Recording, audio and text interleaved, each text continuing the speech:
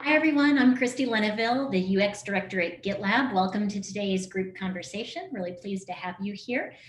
Sid, you have the first few items. Let me turn it over to you. Thanks for that. Slide 9 has a great pajamas update. I love that. We're now clearly articulating what's done, what's not done. Love it. Should pajamas be a GitLab feature? At a certain point, I thought that it was like you use pajamas or maybe you use Figma, but it seems that it's an addition to tools like Figma. So I don't understand how companies live without pajamas. Like, what do they do if they don't have pajamas? Like, what are the alternatives? Or is every company that has more than 50 engineers need something like this? Yeah, that's a great question. So I'm going to answer, but then I also want Jeremy Elder's probably on the call. I want him or Tori maybe on the call too. I want one of them to weigh in. Yeah, most companies of any reasonable size are going to have their own custom design system that's suited to their needs. If they don't use a custom design system, then they're probably using something like Bootstrap or Material Design. Whether companies would be interested in pajamas, I'm not sure, honestly. We're designing pajamas to meet our own use cases. So they may or may not be interested. That's kind of the state of the world today. And let me stop and let one of my UX Foundations folks weigh in.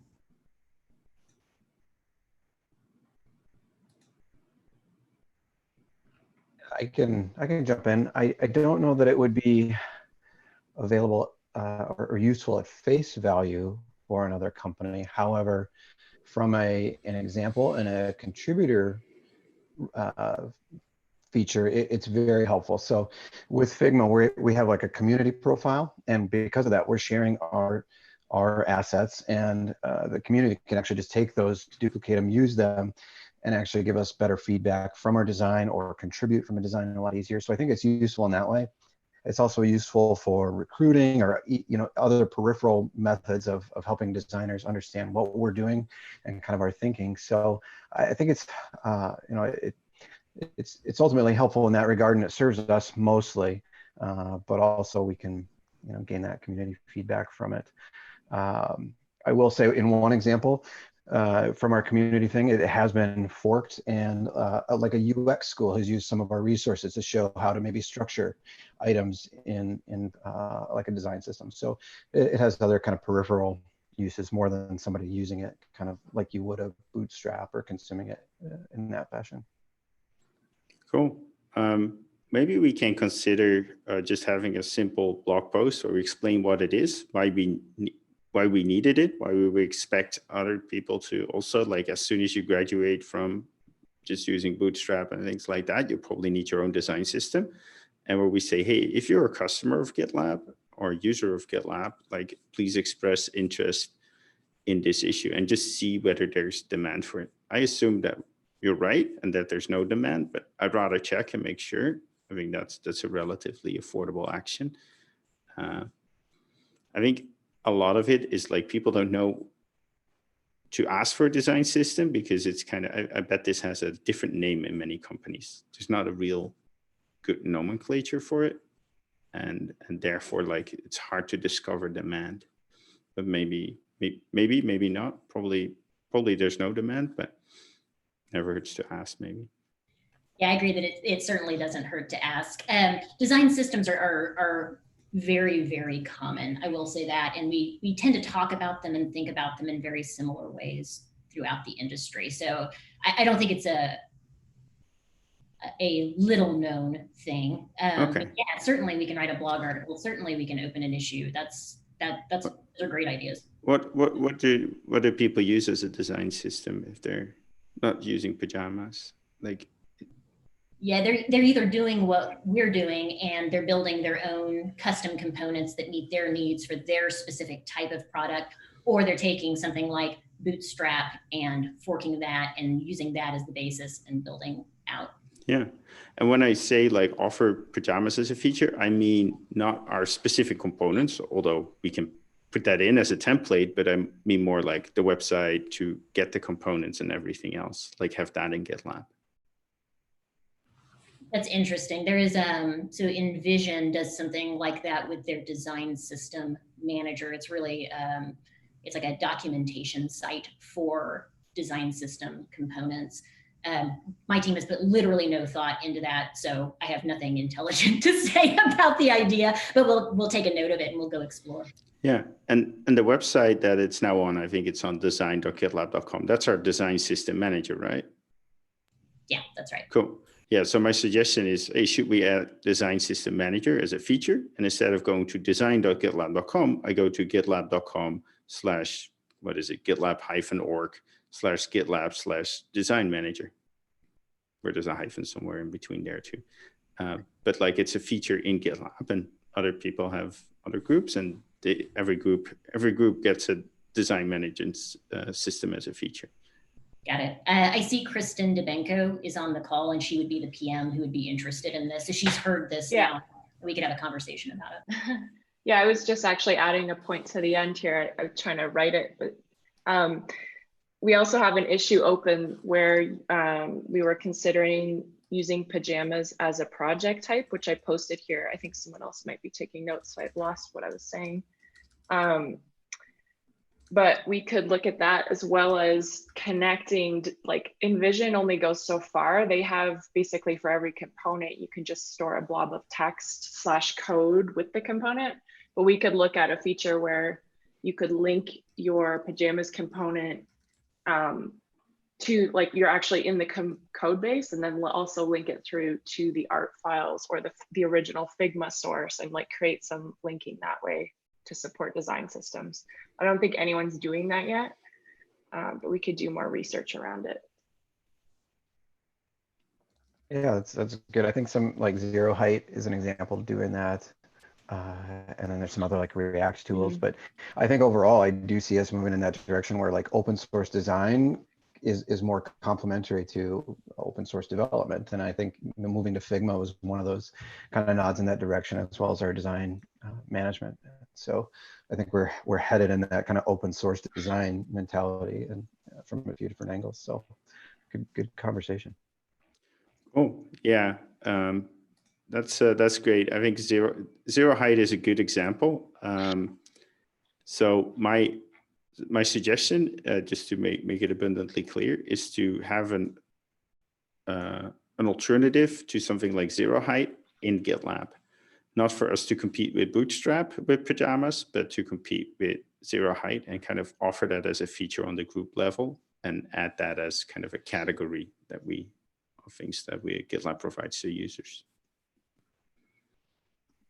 Thanks for mentioning that. That helps shape the discussion.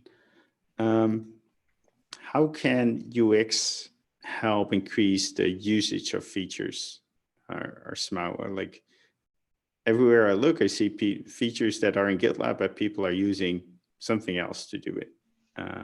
Because the feature in GitLab is either they don't know it exists, or it's tedious because it's not on by default, or there's something like that. And I know we're aware of that, but how can we make sure we see that as a UX issue instead of like a growth issue or something like that? Yeah, I mean, my answer is going to be by creating a great user experience. The better our user experience is, the more people are going to want to use it. When we're thinking holistically about the workflow and how our users and customers are thinking about how they want to use things, like that's what creates a great user experience. It's a partnership between product design and product management. So I know product management is thinking about SMAO. They should be driving that thought process with their entire team, design included. But yeah, to me, creating great UX is what's going to drive usage. I'd be interested to hear any of my other leaders or even a PM talk more about this too, though. One kind of actionable thing that Becca has been working on is just improving our empty states. So making them actually actionable and not just, here's a feature, here's a link to our doc, but here's what's wrong and here's why you don't see the feature. And then here's a link to actually set it up. So kind of shifting the copy to be more actionable will hopefully drive people to turn on the feature, not just like, oh, here's a random feature that's not on. So that's one small thing that we're working on. Cool. Yeah, that is exactly the type of stuff that that will drive that, and that's super helpful. That's awesome to hear that you're working on that. I just add one thing, which is when we do user research, we learn a lot of things from our users about like how we might cross-pollinate one stage with another task or workflow that they're in, or also like we learn about improvements that are needed to make those features more useful or less friction to accomplish the goal. So we just really, and we do this, but we always have to be really mindful to take those user research insights and make them into something actionable and get them into, you know, actually follow up on them and do something with them. Yeah, for sure. And I think that even though like our features are frequently, our categories are kind of missing features, I think most of the time it's really earlier. Like I see GitLab users that just started using Rollbar because like, well, how does Sentry work? Well, you need to add a cluster or get a subscription at Sentry. Like what? That doesn't make sense to them. So they go and do something else, or not even aware that, okay, how do I get my engineering manager dashboard? Well, there's cycle time and there's insights and there's this and that, but they're kind of overwhelmed and just fire up Data Studio and do that instead. So I mean, especially at that very beginning, there's a lot of ground to gain, I guess. That might be a violent analogy, but there's a lot of leverage there. Yeah, so I absolutely agree. And this is part of what Jackie was getting at, is something that we don't do a great job of is connecting holistic workflows. As a company, we still really think in terms of our siloed stage groups. We have a hard time breaking out of that and thinking about the journey that a user is taking. Yep. We're trying to do a better job of that. It's not that people don't realize that, but it is a mental shift for all of us. But we see comments like on Hacker News where people say, why does everything in GitLab take 4 clicks to like find what it is that I'm looking for, and then I have to jump over to another place? That's what you're talking about. Yep, that's great. And I think the new user adoption journey, and I put the link in the agenda, but oh, it changed. It used to be really clean. Okay, I'm not sure what happened here, but it used to be a really clean way to kind of show how people adopt a product. And I think that's a great start. Thank you for sharing that.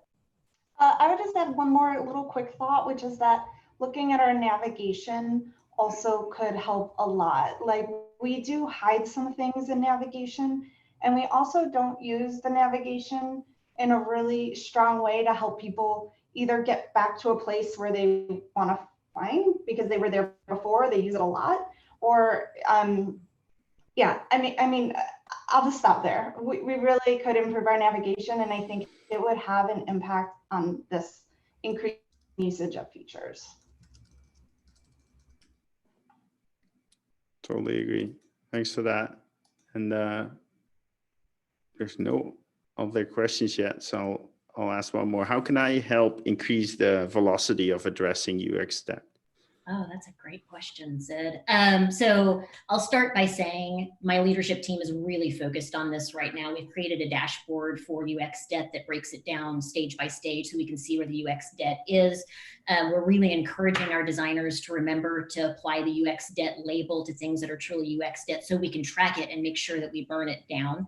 So those are some things we're doing immediately. They are working directly with PMs in each stage group to start adding UX debt to the prioritization list. What you can do, Sid, I think, is to impress on everyone how important maintenance work is. I think that as an R&D team, we get really focused on new features and feeling like new features are the only important thing that we can do, the only thing that counts towards our productivity. And I know from conversations with you that you don't agree with that. Productivity to you is anything that makes our product better, and lots of different types of maintenance are a part of that.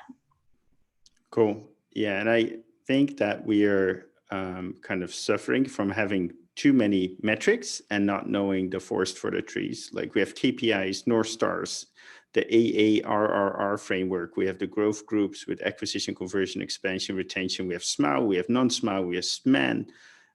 We have too much. So I really want to kind of make sure that's simplified and consolidated.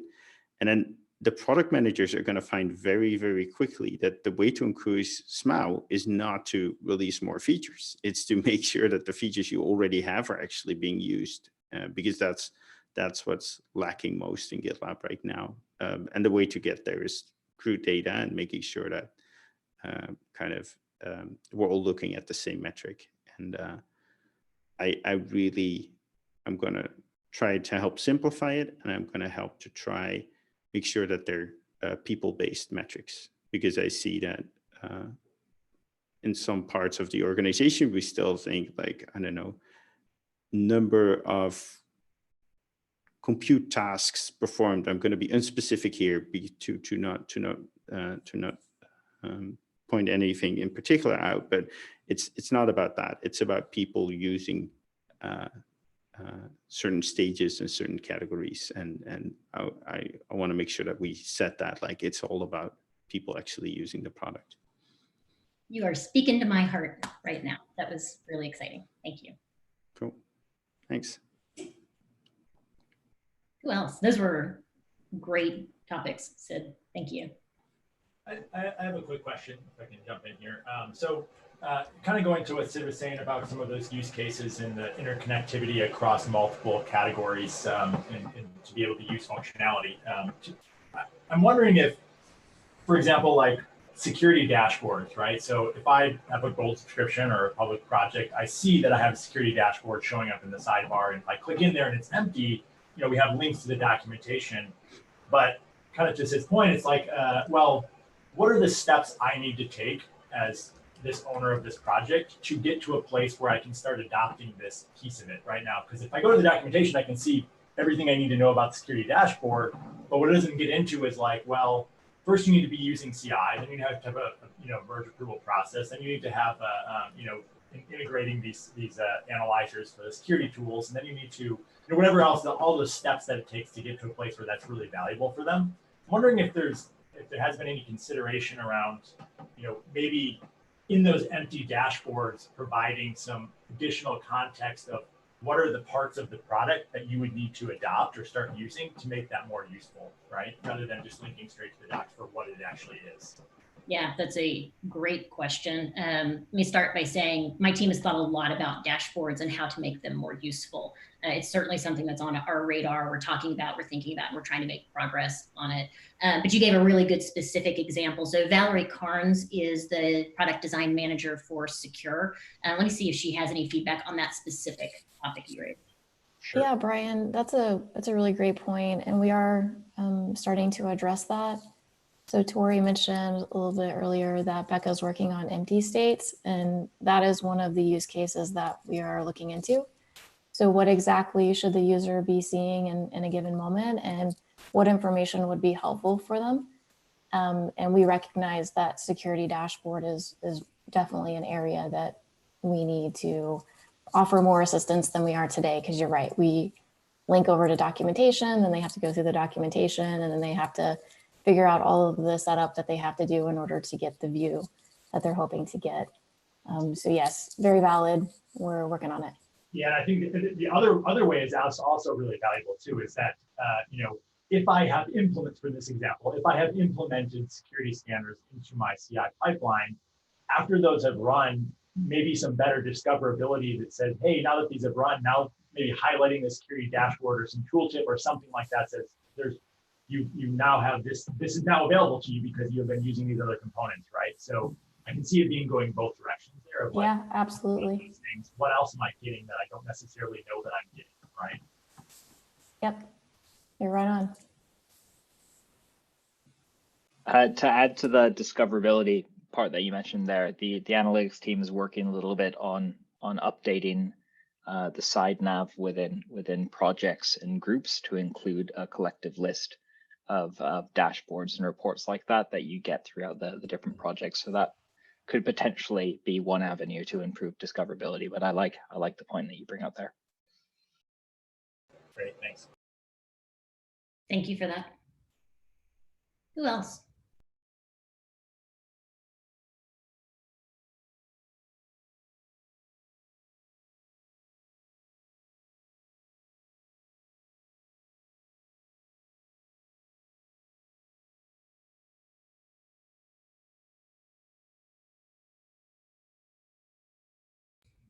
Well, since no one has anything, before we sign off, one thing I did want to highlight that no one brought up is the Beautifying Our Docs challenge from Contribute.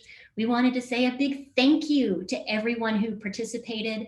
If you look at its slide, let's see, 13, you'll get an update on what came out of that. And so just if you're interested, you know, we really appreciate the effort that everyone put in, and we have more changes coming. So we have a new docs landing page that is in an MR right now. It's close to being finalized. So we're really excited to see some changes to our docs experience. Awesome. The right side menu is gone. Yes. We're in the 21st century. Love it. All right. Well, thank you, everyone. As always, I really enjoyed this. This is always fun, and it's a good learning experience for everyone on my team to hear everyone's perspectives. So I hope you all have a wonderful rest of your day.